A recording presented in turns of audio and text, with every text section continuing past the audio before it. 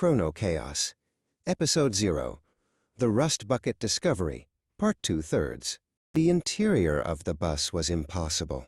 From the outside, the rust bucket was just a weathered shell, but inside, it was a soaring, three-level cathedral of clockwork and copper pipes known as the Infinite Interior. Emily and her father, known only as the Inventor, stepped onto the metal deck.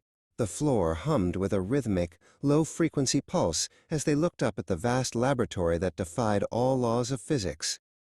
Bingo, the massive black Newfoundland dog, trotted alongside them, her cybernetic leg clicking confidently against the brass floorboards. She stopped to explore, sniffing a glowing coolant vent that emitted a soft hiss of steam. Her cybernetic ocular sensor flickered with a soft blue light as she tracked the movement of tiny, mechanical beetles crawling along the complex machinery of the lower level. The inventor stood near a control terminal, his blue ocular implant glowing with an intense, scanning frequency. He was reading data streams that projected into the air, his eyes darting across a flurry of mathematical symbols. "It's a Chronos core, Emily," he whispered, his voice trembling. "I've only ever read about this technology in forbidden theoretical journals. This bus is designed to fold the very fabric of reality." Suddenly, the heavy folding doors through which they had entered slammed shut behind them. The metallic thud echoed like a thunderclap through the vast hall, vibrating the floorboards. Emily spun around, her heart racing, and Bingo let out a low, protective growl, her fur bristling.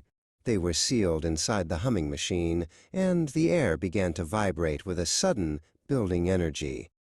Outside, Scrapjack's voice echoed through the bus walls, muffled but distinctly amused. "I told you that old girl didn't like to stay parked." "Try not to break anything too important, gearhead." The inventor rushed to a large brass lever near the center of the room, bracing himself as the entire facility began to groan and shake. "He's not just locking us in," Dad shouted over the rising roar. "The launch sequence has already started." The rust bucket lurched forward with a violent jolt, knocking Emily off balance. Bingo barked, bracing herself with her heavy paws as the world seemed to tilt sideways. The windows, which had been covered in years of thick grime and rust, suddenly cleared with a flash of white light. The dark, cramped walls of the junkyard were gone, replaced by something Emily had only seen in textbooks. As the light faded, the grime-free windows revealed a breathtaking view. They were no longer in the Metallic Labyrinth. They were drifting through a massive space nebula of deep purple and electric blue. The inventor joined Emily at the glass, his mechanical eye whirring as it adjusted to the brilliant light of distant stars. The glowing colors reflected off the brass surfaces of the lab, painting the room in sapphire.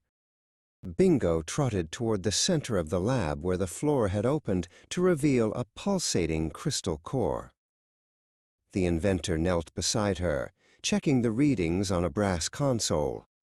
"This ship is waking up, Bingo," he murmured softly.